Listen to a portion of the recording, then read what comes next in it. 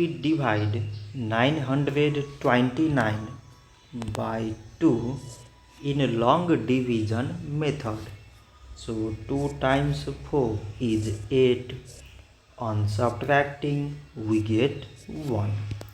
So now we put down these 2 and it is 12.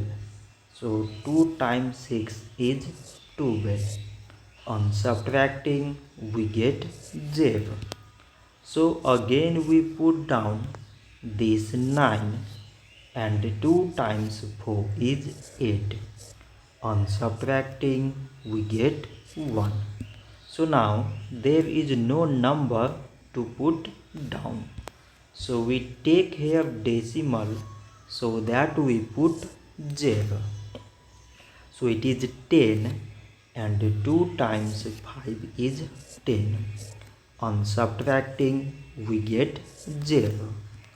So 929 divided by 2 is 464 decimal 5.